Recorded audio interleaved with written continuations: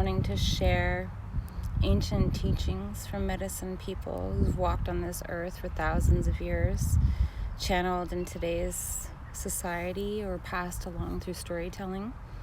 And these are teachings that I'm following and I'm guided to follow as a star being.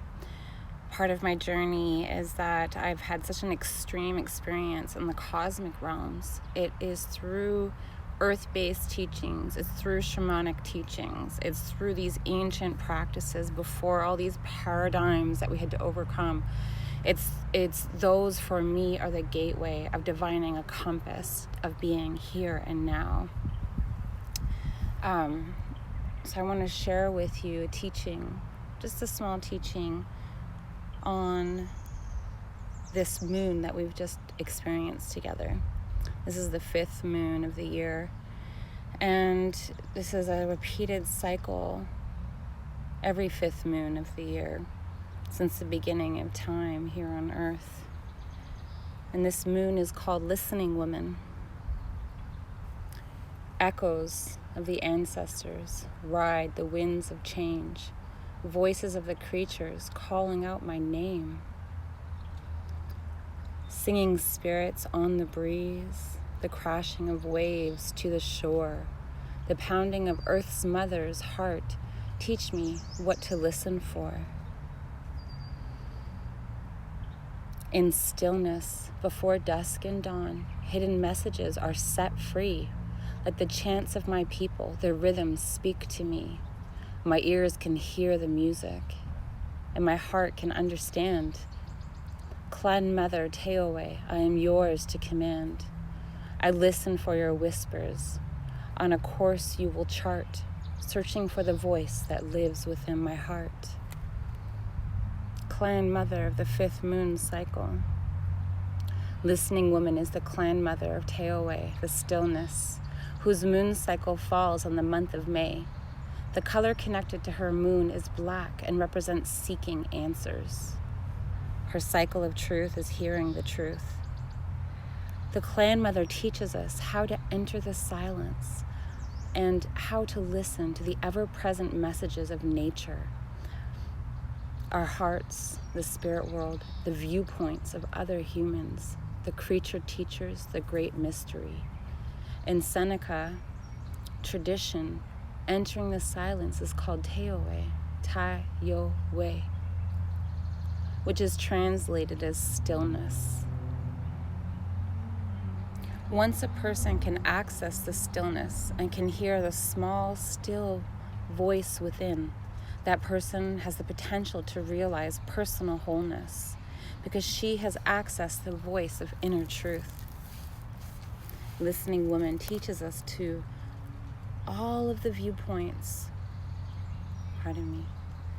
Listening Woman teaches us to listen to all of the viewpoints represented in our world in order to learn the harmony that can be found through allowing each life form to have its sacred point of view. This Clan Mother teaches us that we will never learn or expand if we do not listen to what is being said. She shows us the crooked trail of having to talk all the time. When we are talking, we are not listening. When we ignore or cut off the voice of another person who is telling us something we don't want to hear, we may be stopping our own growth. Many wounded people in our world do not want to hear the truth because they feel that it hurts them. The willingness to listen to the truth about oneself is delivered with loving compassion, is a great talent and can heal old wounds. Listening Woman has the ability to hear more than words of her human children.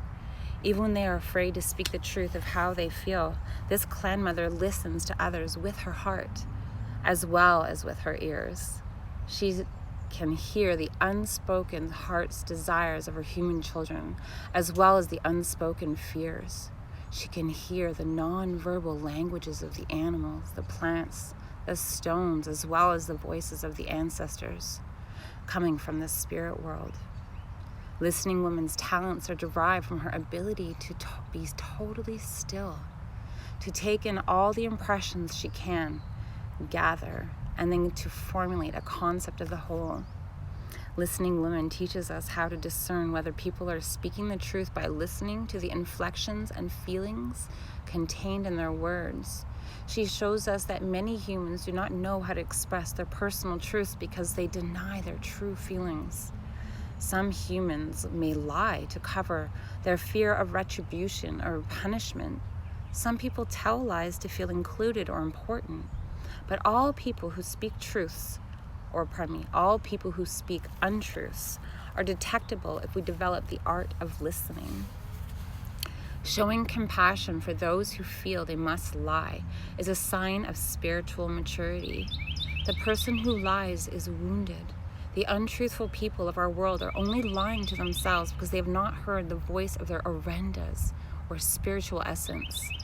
To live in total truth is to know the light of the eternal flame of love. Listening Woman hears every thought, senses every feeling, and receives every impressions in Teowe, the stillness. She uses her gift of prophecy based on the information she collects. The clan mother of Teowe can foretell the probable future, showing us our potential to follow the beauty way or the crooked trail. She sends us warnings when we are off balance and encouragement when we are walking with grace. The omens, portents, signs, and guideposts of life come to us because Listening Woman has heard our hearts, our spoken intent, our unspoken desires, our needs. The messengers she sends our way are the allies of natures, the ancestor spirits, the creature teachers, and or the voices of our orendas, your soul. So I wanted to share that because I think it's really important. Recently, and this is the energies and teachings to think about that we're working through in this 5th moon of this year. This is the vibration of the Earth Mother connected to the Grandmother Moon and what she wants us to envelop in ourselves. Again, a compass, another way of a star being to divine what's happening to them in these moments. But I wanted to talk about what's triggered me to be aligned with feeling this is important to share. And the past year, there's been this well-known psychic named Doreen Virtue. A few of my friends really valued her teachings, really valued her oracle decks, and are completely shocked and stunned that she has now, discrediting everything, saying don't believe in any of these, even going so far as to say that it's satanic. And recently another friend of mine posted this on her Instagram page, asking what people's thoughts were, and I read it. I read this article that she shared that Doreen Virtue had wrote, and I thought it through, and I have been thinking it through. And it scared me. It scared me because she's scared, and she wants you to feel scared. Do you hear that? All I read was fear. She's trying to perpetuate fear. There's a lot of guilt as well. The reason why I think this is happening, and there's a little bit of truth as well. And I don't believe her interpretation of that truth is necessarily the best for us as a star nations, as listening to leaders in the spiritual community, and this is why. Now, I think where things are getting misconstrued in the healing community as we are missing the finer point of what it is to walk as a healer. And that finer point is that there are these ancient traditions, such as listening to the original teachings of the Earth Mother, such as Buddhism, Taoism, First Nations.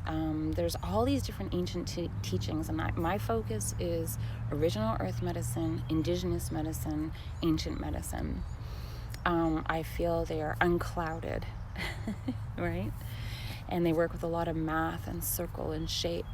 So I think that all of these healing processes are 9 years long, 30 years long. It's a lifestyle. You find your compass. You find who you are as a healer. You find what makes you the most passionate about being a healer.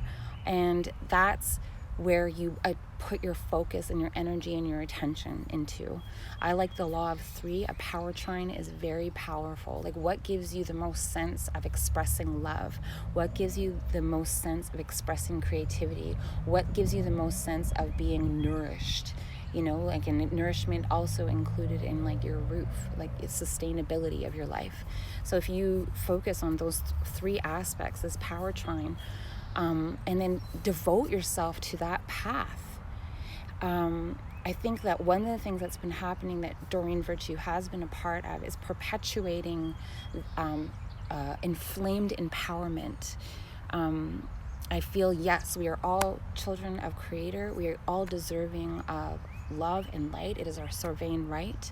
But I think that there is a way, a compass to divine walking on earth at this time that we're missing, because of this exceptional empowerment that she's been feeding everybody. And this is where I think she feels guilty.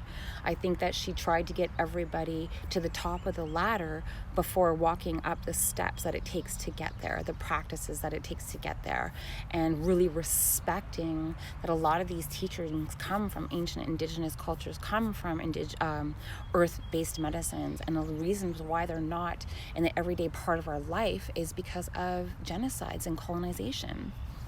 And so I think she feels guilty. I think that it's created a new age neo-colonization, and I think that there's a lot of narcissism. I think that there's a lot of lack of integrity. There is a lot of integrity, don't get me wrong, but I'm thinking, for me, I'm seeing a lot of healers in the industry, which I'm not really, I kind of wave in, I wave out. I like to be by myself a lot. I feel like there's a lot of healers in the industry that are creating great claims in terms of trying to create a business around healing just by experiencing another healer that they admired their practice or admired their work. What they're not, and then they go and will claim it. What people, I feel, are missing is that these practices, to really know them, are years of work, years of respect. For example, the teachings that I use that are from earth-based teachings, from medicine people, I've asked permission and gone through sacred ceremony and even paid for some of these teachings so that I have the sacred right to be able to express them. And so I think this is where Doreen Virtue went wrong. And I think it's again searching outside of you, searching for fame, searching for magic without really doing the inner work, without really finding your compass as a star being. And this is why I felt it's important to talk about listening women. So listening women, that I read in the beginning of this experience, is talking about feeling the vibrations in your body. So when you are going to different meditations or drumming circles or any of the practices that are happening in different communities, you're feeling a high frequency, you're feeling a high resonance. It's really feeling amazing. You're healing. It's wonderful. You get a high. It's a cosmic euphoria. Actually, my friends are using Jessie Rose and Elizabeth April, I hear, use this term all the time. So it's a cosmic euphoria, and people are getting addicted to that cosmic euphoria. So it's creating almost like a flight or flight reaction, you know? It's not doing the work, it's chasing something. It's chasing something that's outside of you. When the real work is finding your compass, and within that compass, seeing your vibration and interaction to things that are happening, and what does that ignite in you. And what that ignites in you, this is where it gets really cool, is your DNA codes. So we all have photons, replica of our DNA, side by side in our bodies. And so for every DNA strand in our body, on the physical, there's a photon replica beside it. This photon replica, it's basically makes up our entire body. This is what your arenda is. This is what your soul essence is. This is what's connected to the strings and light and creator. This is what's interacting with the environment and sending the messages to your body, and to your hormonal system. And so it's activating that light. And that's why people are chasing things and not going deep, because they're chasing that light within you. And so there's no blame for any of this, but I just want you to know that there are other ways. So part of what's happening as we ascend and as we heal is we're talking about, what's talking about in the light community, what's talking about in the cosmic community is DNA light code upgrades, DNA upgrades. And I work very closely with light codes. I work very closely with geometry. I work very closely with DNA. And this is where you find your compass. Okay? So if you're attracted to indigenous practices, chances are you are searching for your own indigenous practice within yourself. We all have ancestral roots to indigenous land, to Gaia medicine, to original peoples. We all have our ancestral roots to that, not just in our Akasha, but I'm talking the physical DNA of now. So you might be like, so I digress. Now, that is what's being activated. Your body structure, the DNA structure, is craving your ancestral DNA. It's craving that knowledge to be awakened. That's what that attraction is. But that's also what's creating the flight or flight. So that vibrational attraction for these practices, this euphoric, cosmic euphoria, is igniting your body. It's saying, yeah, okay, I'm ready. I'm ignited. This is indigenous practices are for me. These ancient Asian practices are for me, these practices are for me, and like all very true, and they're all united. But what's really, really, really, truly happening is your body is asking you to find your original blueprint of being here on Earth. Now, when we were born, there were sounds created. There were the moon was in the sky at such a degree, the planets were at such a degree, the sun was at such a degree, it was a particular time of day, and it made sounds. All of these made a velocity and a sound that created your original note that brought you here to Earth. Okay? So you chose all of this pre-contracted before you came to come in on this velocity and come into the DNA script that you chose. So the DNA script, that's where you're going to find trauma patterns, ancestral trauma patterns, and that's why it's important. That's also where you're going to find your magic. That's where you're going to find your compass of being here on Gaia's body, the Earth. So I'm just going to repeat that. It's through this velocity of all the alignment, the time, the sun, the moon, the time of day, the positions, all of this coming down. That velocity, that sound brought your Orenda in. You targeted this. You came in on a particular DNA script. This is intentional. You might have come in multiple times into the same family. That's part of your past lives. Coming into the DNA script as it evolves over time. That's a part of what your Akasha past life is continuing on this script, and however it divides through the tree or patterns that it is here on Gaia's Earth. You know that we marry into different families, and everything cells split, divide, and morph into new cells or mutate into new cells that creates new types of genes, new types of people, different looks, mixing cultures is just for example. So yeah, so you're coming in on that script, you're coming in and you're choosing this. You're choosing this for two reasons. The DNA connection to the indigenous medicine is a part of your divine compass, a part of how you can resonate with being a star being on Earth at this time. So that's one. Two, the story that's occurring is all where in that family script, the trauma, the good, the bad, the ugly, everything that's happening within that story script is part of your higher knowledge. You, from whatever space in the cosmos you are, and I can channel this for you as well as paint it, just so you know, wherever you are from the cosmos, whatever you've brought forward from other timelines, other realities, maybe it's multiple experiences as other beings, you have a particular knowledge, you have a particular medicine to clean up that DNA script. That's why you chose it. That's why you're in on this. And all these star beings have different family lines and DNA scripts. So ultimately what's happening is the entire world's ancestral DNA script is getting repaired by the Star Nation being awoken.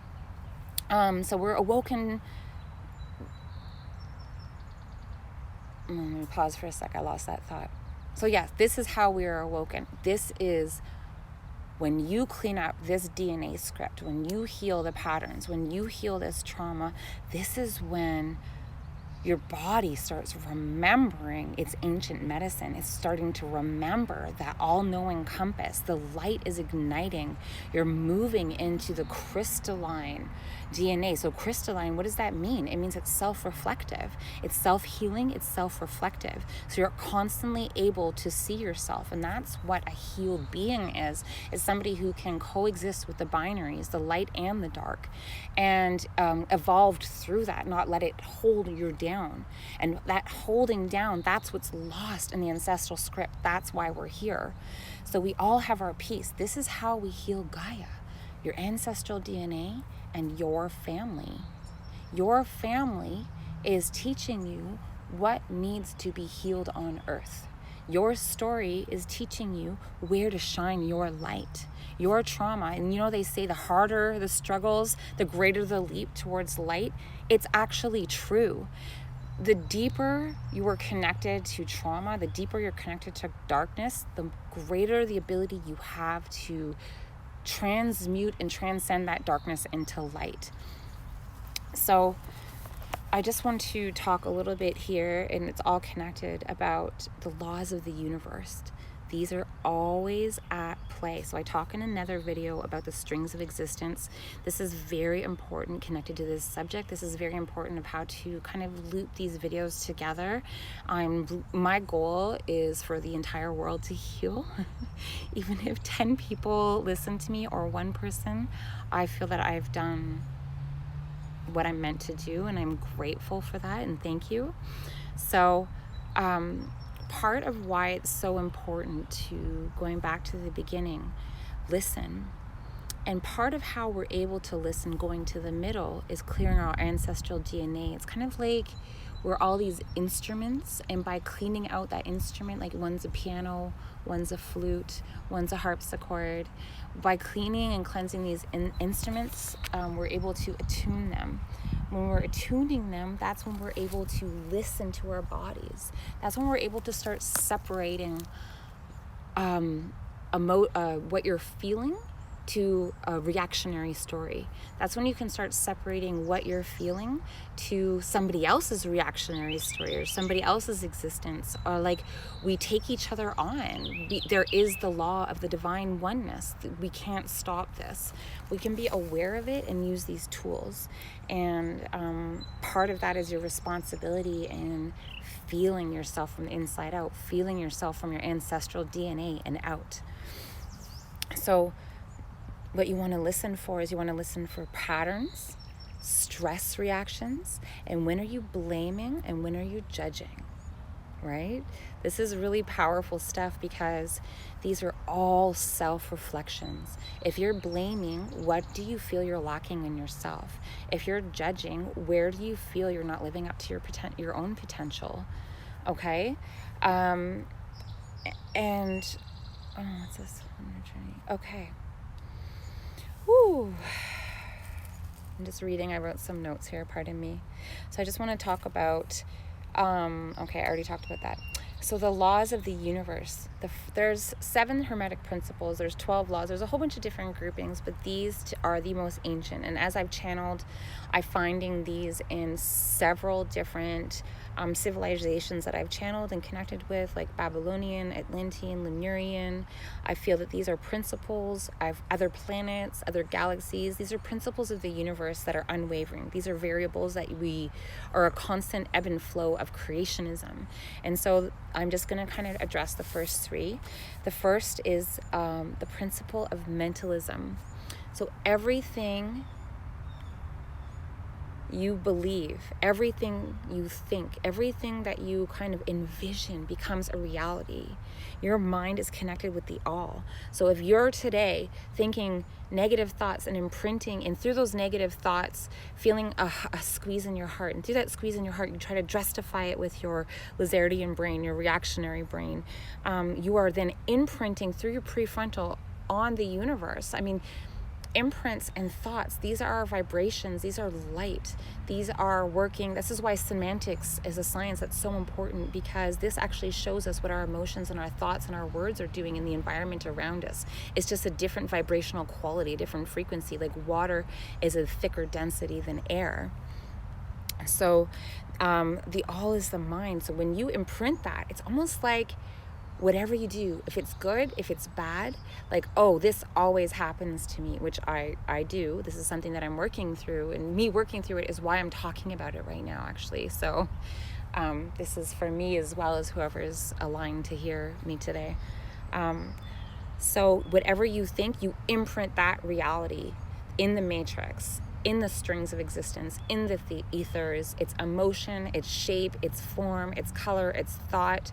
The more you believe it, the more structure it has, the more likely that belief will happen. That's what manifesting is. We are master manifestors because we're playing this movie that we're walking into constantly, and through our imagination and our dream weaving. And so you can manifest any reality, whether it's good or bad, so that's the laws of the universe.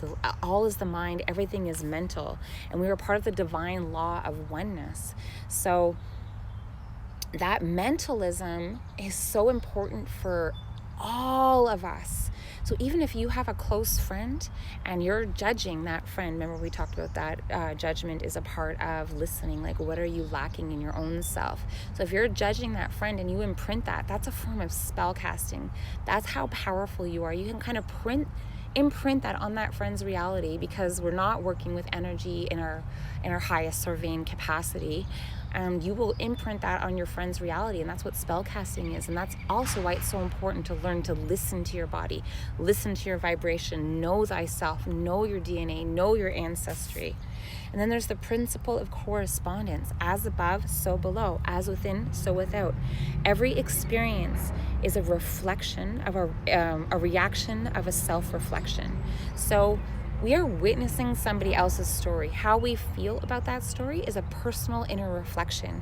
This is a window into what we actually feel about the space around us and ourselves within that space.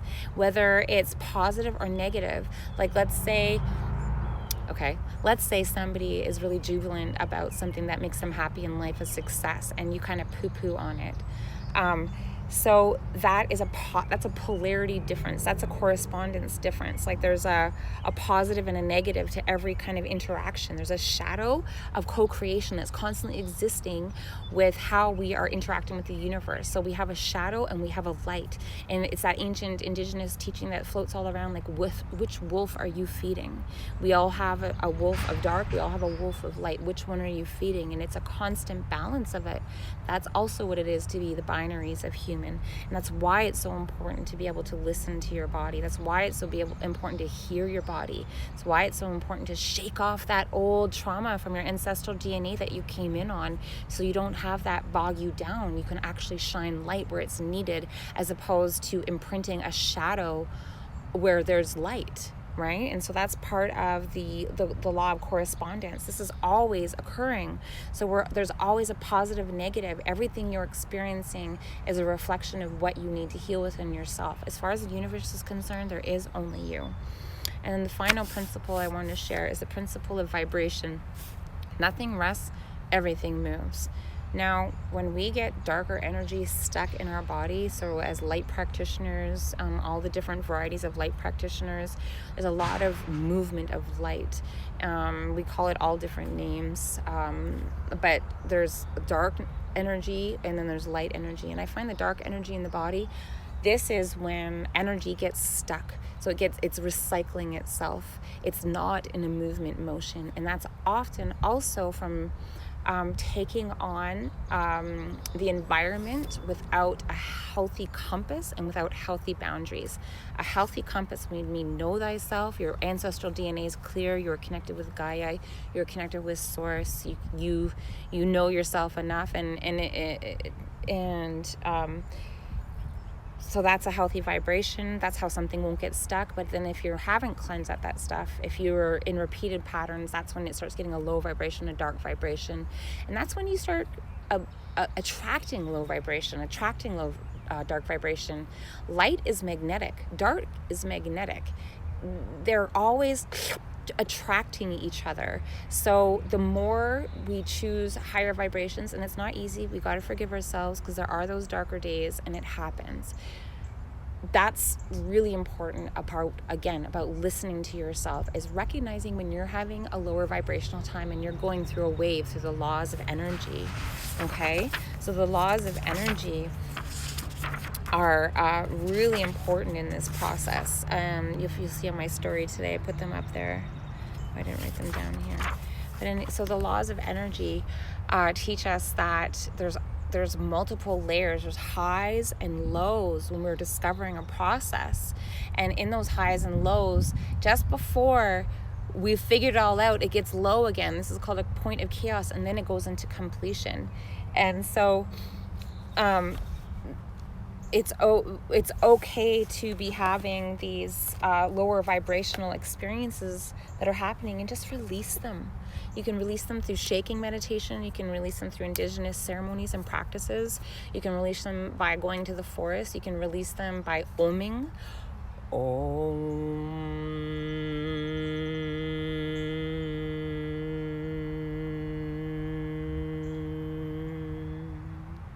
We all have a natural Om tone. This shakes off anything that might be bothering you. Sacred smudging, putting lavender in your bath, salt, using salt to wash your hands. These are all different things that help to shake off that lower vibration. So I just wanted to share all these different perspectives and teachings that string together with how we can co-create a healed earth together. Because when we heal, Gaia heals. When Gaia heals, we heal. When you heal, I heal. When I heal, you heal. We are all in this on the same missions, but with different ancestral DNA scripts. And that's why listening is so important. So enjoy this 5th moon of the year. Enjoy watching all the plants and the buds come up. Enjoy the different tones and sounds and healings that nature is creating. Enjoy listening. Enjoy releasing. Enjoy finding your compass. I will go deeper into these teachings and some workshops I'm going to be doing in the fall. This is all activations to the quantum holographic Reiki, the Reiki of the 5th dimension. Deeply, deeply connecting with shape, form, thoughts, sounds, frequencies, vibrations, light codes, and completely attuning to your original blueprint of why you're here, and clearing the ancestral DNA so that you may walk with your own divine compass and purpose, because we need you. Okay, thank you. That's everything for today. I'm just going to do a little drumming. The heartbeat of Gaia. Okay? Is a part of listening as well. Drumming is a great way to shake off trying to find that space within yourself. Like, who am I? Who is feeling? What am I feeling? Is it me? Is it somebody else? And this way, when you are able to continue these processes, when you're able to really hear your body and you're shaking these off, you can always tell where people are on their journey, and we can always tell if they're being honest. And I think this is so important, because as light beings, we rule with compassion, we rule with gratitude, we rule with service. And when people are not really actually ready to meet you there, it can hurt and lower your vibration. And when you lower your vibration, you're kind of back to self-blame, back to judgment, back to blaming others, back to lowering that vibration. So good luck with that. Okay, I'm gonna drum the heartbeat a great way.